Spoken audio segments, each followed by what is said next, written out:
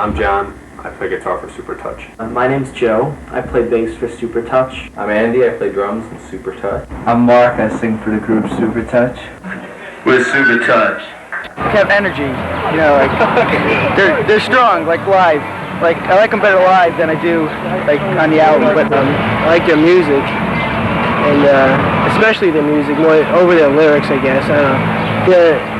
They're different from other hardcore bands in the scene. The main reason I like them is because they're a lot different from the other bands. You know, they have all the other bands just play kind of the same music and all, but SUPERTOUch has a lot of different styles. Yeah, their sound's really good. But I was just like more taking pictures tonight, so I wasn't like down there.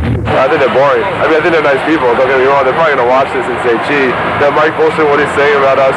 I mean, they're nice people. I just don't get into their music. I know I've seen them before, but I think every time I've seen them, I've been real drunk and I don't really remember them.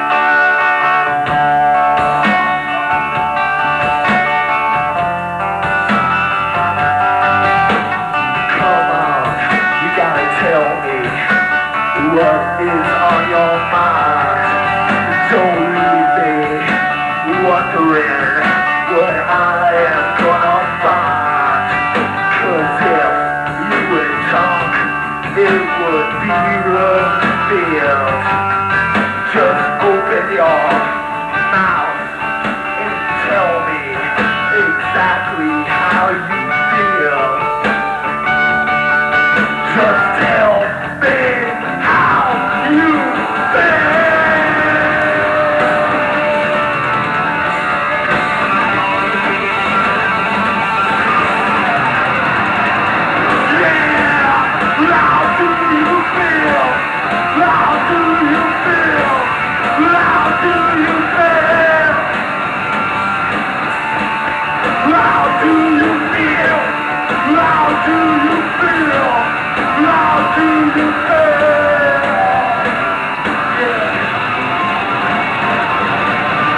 Yeah, I played in this band Stillborn. I played guitar in that, like, I don't know, a very, very long time ago.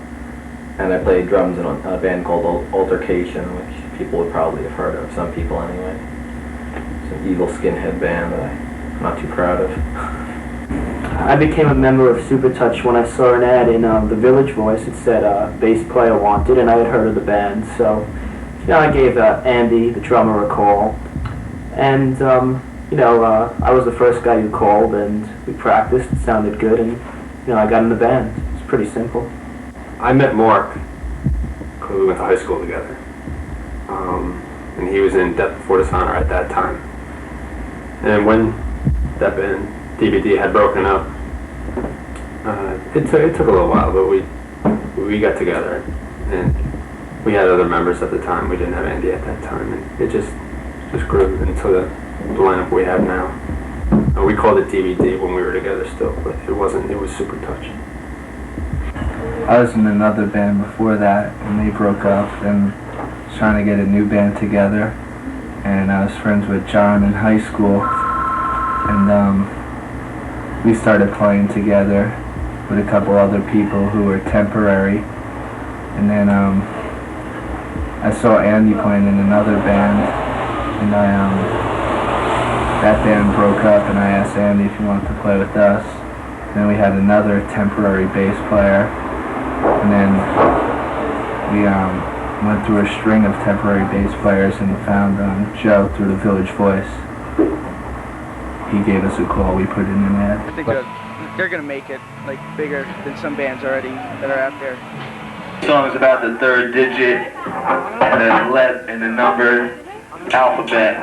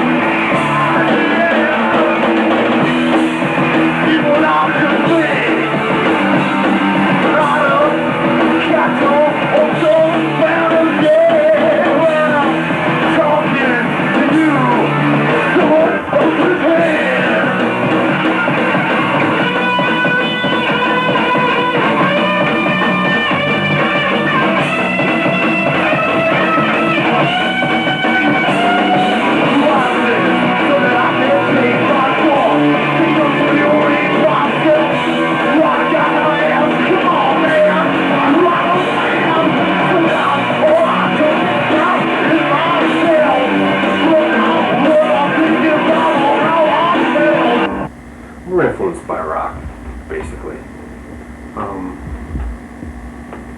I'd say a little metal. Yeah.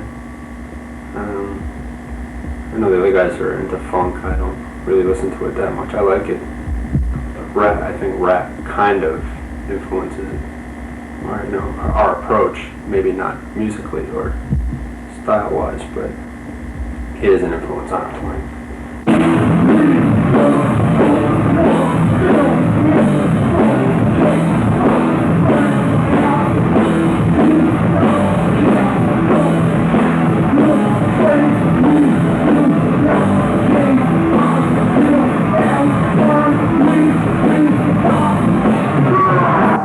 I had other friends who played like drums and guitar, and there were really no bassists around when I started playing.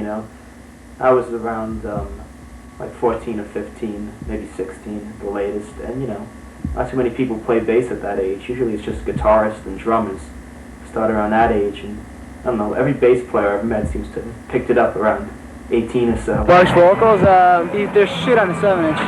Yeah, they're kind of weak on the 7-inch, but I like them. It's different, instead of just screaming into the microphone like a lot of bands do. But I'm not at the stage where I'd like to be vocally, but you know, it'll do for now. But I keep getting better and better month by month. You know, I think a lot about what I'm singing and think of ways to improve my vocals and I think of things that mess me up when I'm singing, you know, and what to do that, you know, like my bad habits and stuff like that.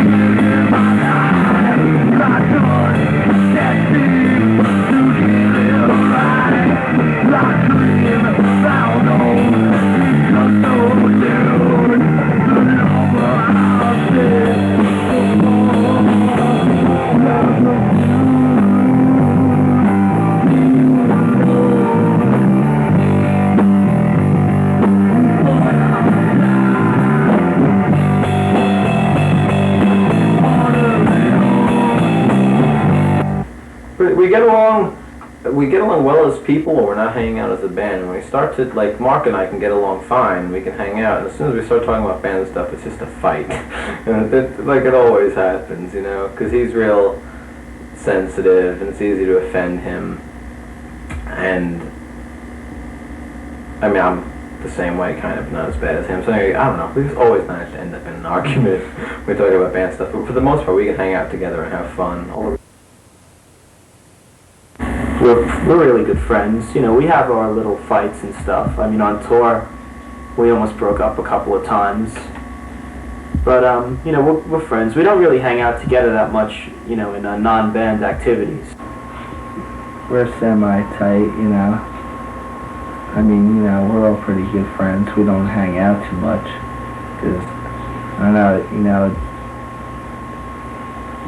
you know, if we hang out too much, you know, we don't want to cause anything that would make conflict with the band, you know. If we hung out too much, we argue more. You know, it's like it's a pretty stressful situation, you know. Like, you know, so we basically hang out at rehearsals. I mean, we play a lot of shows and take like 10-hour rides.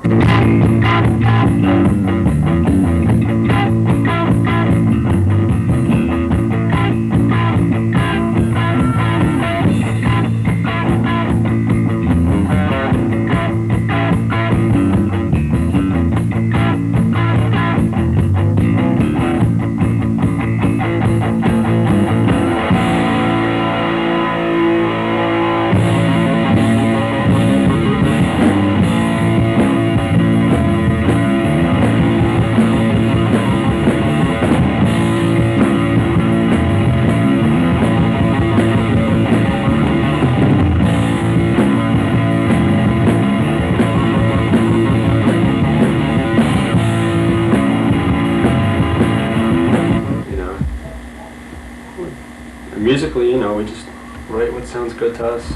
Rock and roll. I mean, Music Ready for All was borrows from other genres. I mean, hardcore always borrowed from like the early punk and from the 70s punk, and 70s punk borrowed from 60s punk, etc., etc. So people are going to be redefining and reevaluating old styles and incorporating it into the new styles.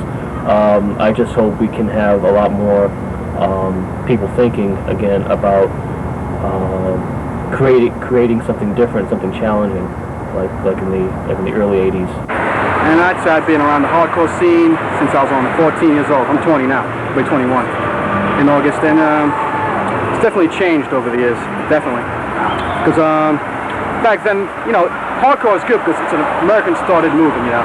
It's not like, you know, something the kids started up, you know, just to have fun, just to pass the time. It started out underground, but now, I'd say today, it's like kind of like a fad to be the hardcore, you know. It's lost its touch, I'd say. And also there are now a lot of different factions involved. They're 15 years old, they don't know what they're talking about, they show up for the straight edge bands. If the band has bald hair, they show up. They don't show up for any of the good bands. Sorry, Social D is playing next Thursday, right? Mm-hmm. Social Distortion, they've been around since '79. They're a great punk rock band, they've been around forever, they're wonderful. Any of these people will be there? No, they show up for like, oh, you're bald, I'll show up, you know. I don't like it. Downhill. It's gone downhill. It's become really commercialized and trendy. It's like a fad. It's not. I don't know. For me, it was like it used to be like being disillusioned and angry and a lot of energy with it. Now it's just like, it's just another fad for kids. This one was written at about 4 in the morning one morning. It's called Energy.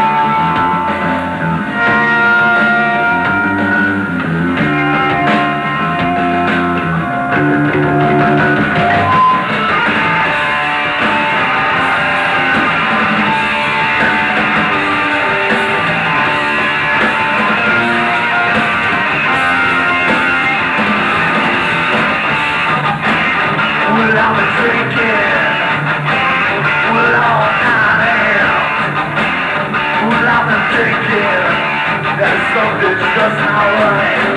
My thoughts focus in and fade out. And then it seems, well, that deception is running out of steam.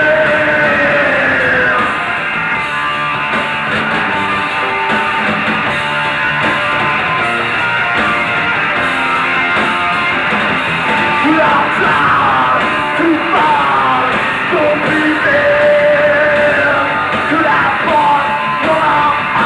I can't reach it.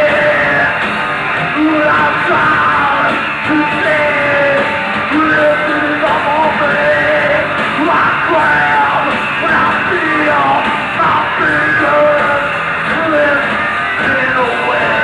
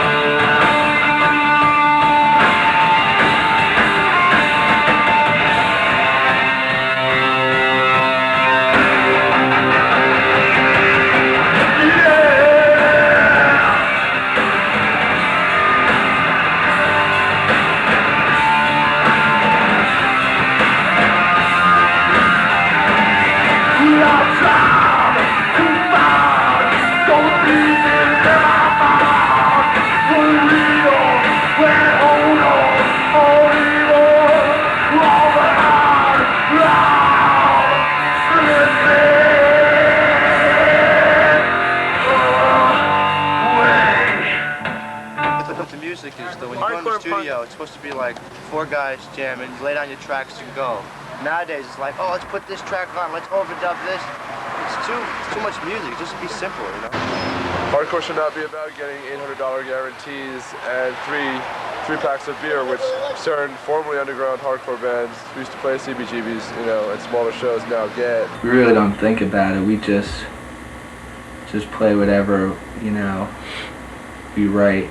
We really don't think about what style of music we're playing. We just play, and, you know, we hope people like it. And if they don't, you know, we can't really be concerned, you know. We just have to play what we like. Bands coming out now which are trying to sort of go back to the old image of what, you know, we hold in our minds. There are bands now like Born Against and Citizens Rest. These are bands that have good lyrics, good music, and they're just out there to have fun and, you know, do it what it's, you know, the original idea of it was, not to get onto a big label and get this huge audience. The old scene is dead. What keeps us around is there's still a little spark of life left in it. There's still a little bit of that purity and that energy and anger and frustration. It's sort of like that's still there. It's a fad for most of the kids nowadays, but for some of them, like I get out there and like 90% of the crowd that's at our shows, they're all completely pretentious. However, those couple that are really into it and are really listening to what's going on, and it's really important to them. I mean, you could ask 100 people here what hardcore means to them, and they'll give you a different answer. But whatever it means to them as an individual, it's got to be everything.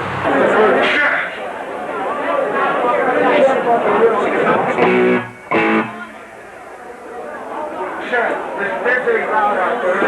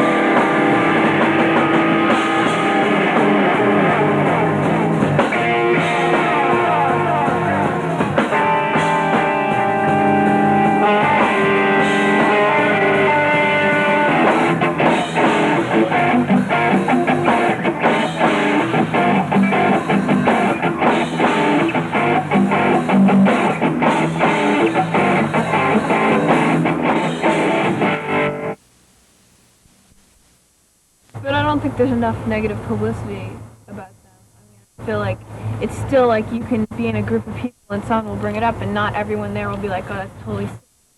Yeah.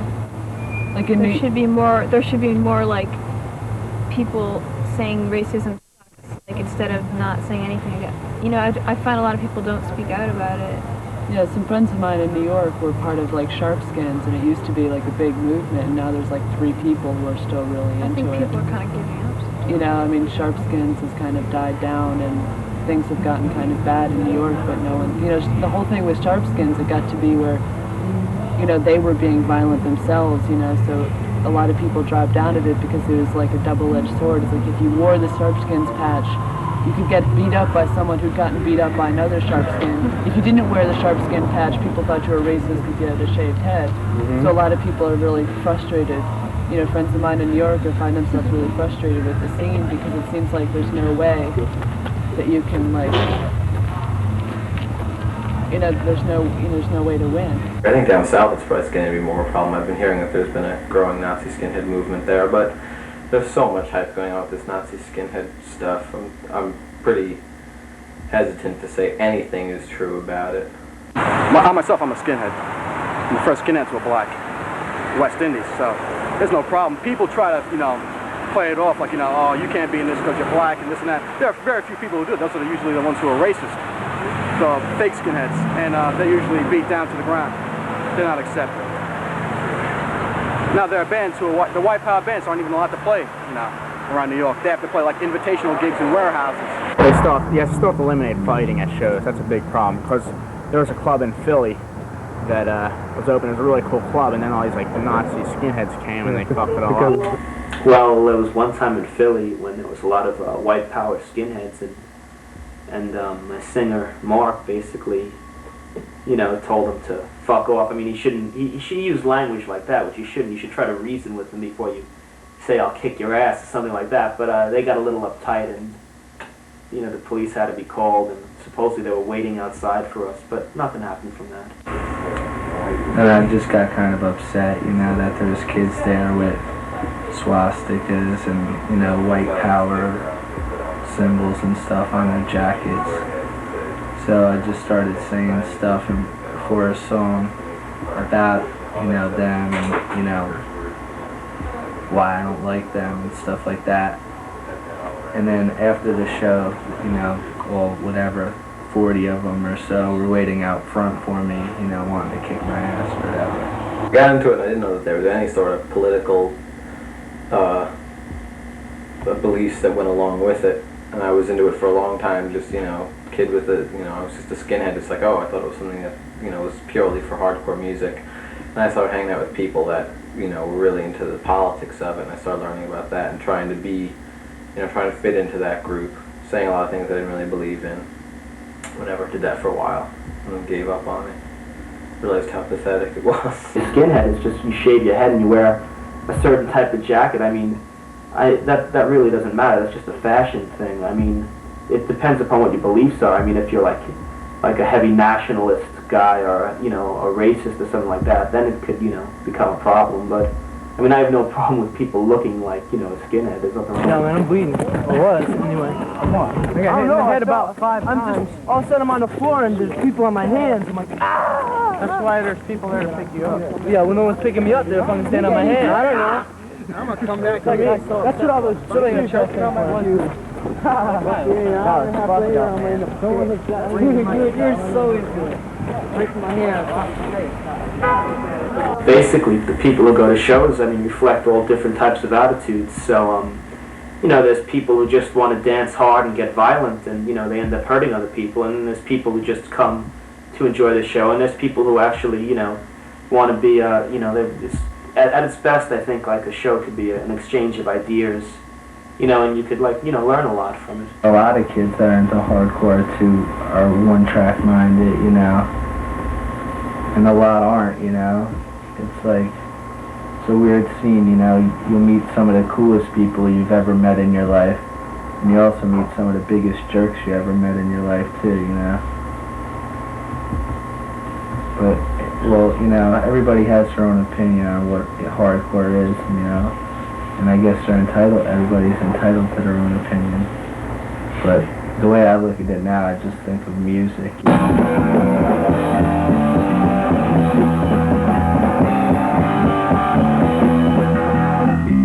Don't you know your Chromad song? I know one. You can't when you're playing, or you just won't play that much. Did you hear this? Why?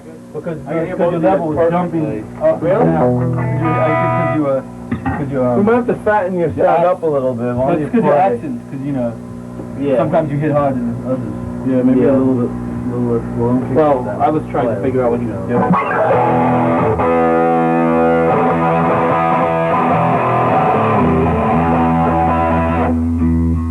I just write, you know, I always write, it's just something I do, write down my thoughts, and then when we come up with new music, try to work, what I've written into the songs.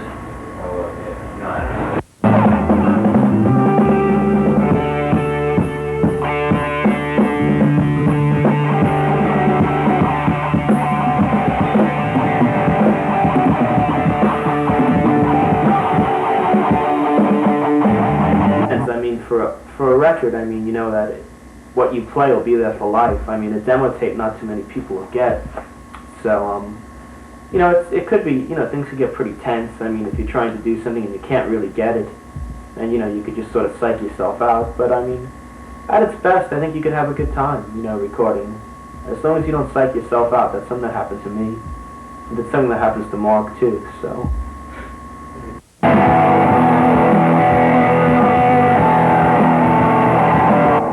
I first started playing when I was 9. I started playing in bands when I was about 12. I used to play drums in a hardcore band. I didn't play very good, but that was about it. Nothing else.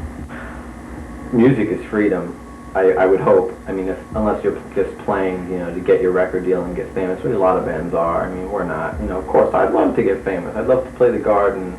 Actually, no, the Garden's too big. I'd like to play, like, the Ritz and stuff. That size is cool.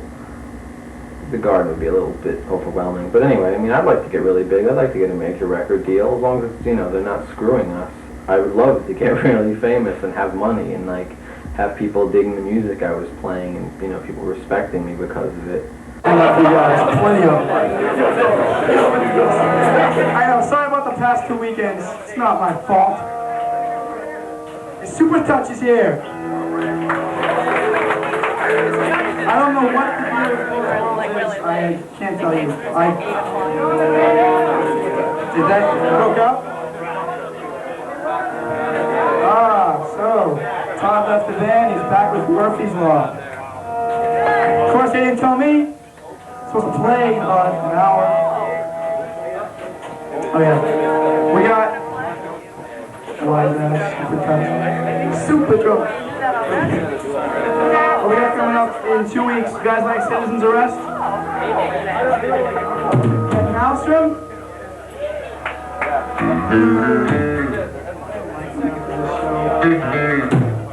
So anyway, at the end of the last Sunday in July, it's right here. We got channel shows coming up. And those channel hardcore shows return.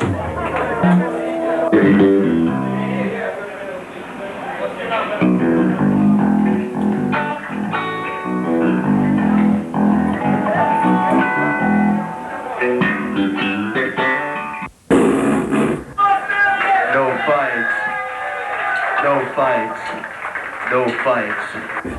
I think that in the hardcore scene, you're getting, you get a lot of kids in puberty with their testosterone levels running wild, and they're all trying to show who can dance harder, and so of course there are going to be more fights. I think there are probably more fights at hardcore shows than at metal shows, but there are plenty at metal shows. You get big dudes getting drunk and stuff, and with my woman, you looked at her, and things like that. It's not like Sid Vicious, Anarchy, the stuff you see on like California punk movies or whatever. Like around here, I don't think like the whole dancing and like that kind of stuff. I don't know. It's kind of gotten big. A lot of kids aren't gonna just like slam and run into people. It's more of like dancing, creating their own thing. it's just because the music is so overpowering that it just makes you, you know, it just totally like takes your body. You gotta know when. You gotta know it. You can't be naive about it either. You can't be like just go into the middle and start dancing around and just expect nothing's gonna happen to you. You know, you can't. You gotta know when to stop. I've seen people get their noses punched in and whatnot, and their faces smashed. I mean, it's terrible. It's ridiculous. You gotta be careful with that. If you're going to dance violently, make sure you're not gonna hurt somebody else. Hang out with your friends. Forget about all that other shit during the week, just come here, hang out with your friends, see all your old friends.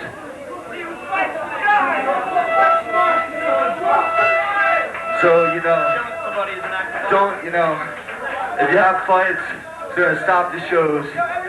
And we're just gonna be we're just gonna all like grow old and start working and, just work. No place to hang out with your friends.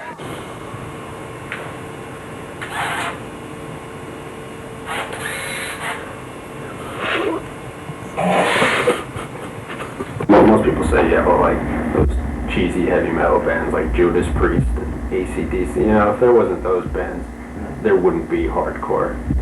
There wouldn't be heavy metal. There wouldn't have been like a new wave of British heavy metal in the 80s,